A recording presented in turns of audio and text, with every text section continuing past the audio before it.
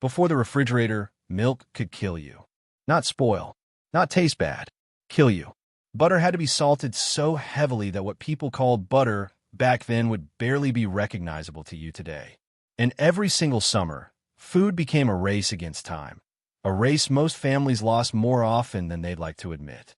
For most of human history, keeping food cold wasn't a convenience. It was survival. And the invention that solved this problem didn't just change kitchens. It changed cities.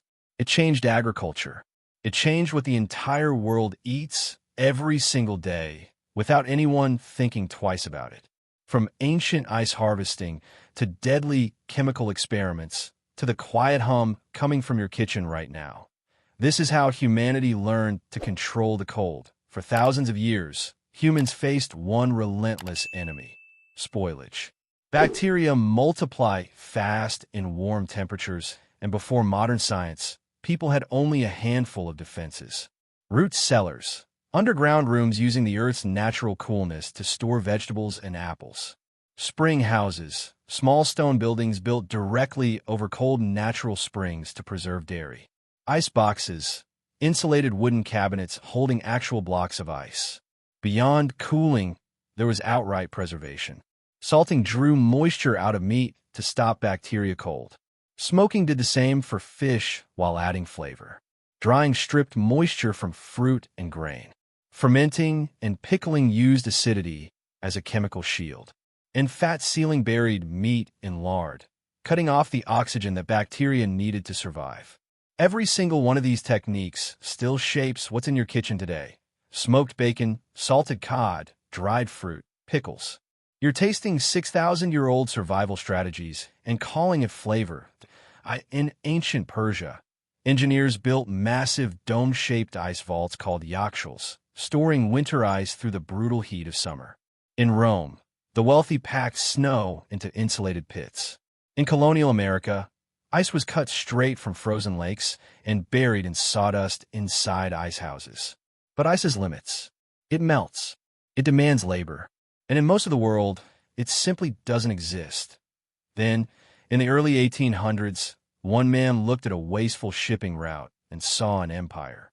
Frederick Tudor, a Boston businessman, had an idea so strange that people openly laughed at him. Ship ice from frozen New England lakes to the tropical Caribbean. It sounded insane. Ice, traveling thousands of miles through blazing heat on wooden ships just to melt before arrival. But Tudor noticed something nobody else had. Ships sailing from Boston to the Caribbean were returning completely empty, meaning the return cargo space was essentially free. And sawdust, a waste byproduct from lumber mills, was sitting around for nothing. He packed ice in sawdust insulation, borrowed design principles from those ancient Persian yakhchals, and shipped frozen lake water across oceans to Cuba, India, and South America. People stopped laughing. They started calling him the Ice King. By the mid-1800s, ice boxes were standard in middle-class homes across America. Wooden cabinets lined with tin or zinc, insulated with cork, slowly cooling whatever sat inside. But there was still a catch. You were completely dependent on ice deliveries. And in true summer heat, even the best insulation couldn't make ice last. The real breakthrough wasn't going to come from frozen lakes. It was going to come from chemistry. The science is almost deceptively simple. When a liquid evaporates, it absorbs heat. That single principle is the entire foundation of mechanical refrigeration. In 1834, American inventor Jacob Perkins built the first vapor compression refrigeration system using ether. It worked. It also had an unfortunate tendency to explode. For decades afterward, refrigeration systems relied on genuinely dangerous gases: ammonia, sulfur dioxide, methyl chloride. If they leaked, they didn't just smell bad. They killed people in their own homes. Fatal accidents from refrigerant leaks weren't rare anecdotes. They were a real, documented risk of owning one of these machines. Then, in 1928, everything changed. Freon arrived, non-toxic, non-flammable, remarkably stable. It seemed like the perfect solution to a genuinely deadly problem. Through the 1930s and 40s, electric refrigerators began replacing ice boxes entirely. Separate deep freezers appeared in homes, and a man named Clarence Birdseye perfected fresh freezing technology so effective that his name is still on frozen vegetable bags in your grocery store today. By the 1950s, more than 80% of American households owned a refrigerator. This wasn't just a kitchen upgrade. It rewired the entire food system. Meat could now travel across states. Milk lasted for weeks instead of days, and supermarkets replaced daily neighborhood markets entirely. But Freon, it turned out, wasn't perfect after all. In the 1970s and 80s, scientists discovered that chlorofluorocarbons, CFCs like Freon, were quietly tearing a hole in the ozone layer, the very shield protecting life on Earth from harmful radiation. The fix that saved millions of lives from toxic gas leaks was simultaneously damaging the atmosphere itself. The response became the Montreal Protocol of 1987, one of the most successful environmental treaties in human history, phasing out CFCs worldwide.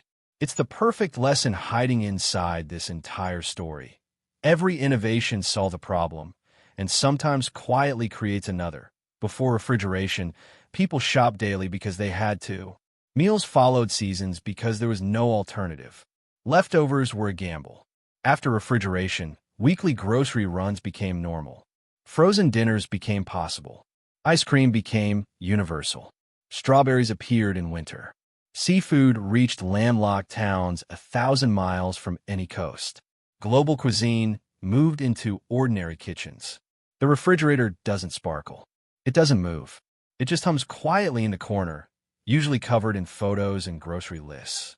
But that quiet hum represents one of the most significant achievements in human history: the ability to slow decay, extend freshness, and push back against time itself.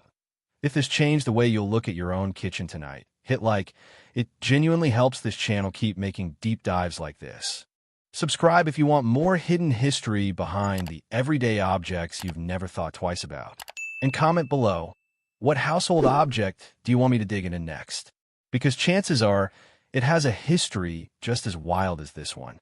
Next time, the microwave and the accidental discovery that changed how the entire world cooks.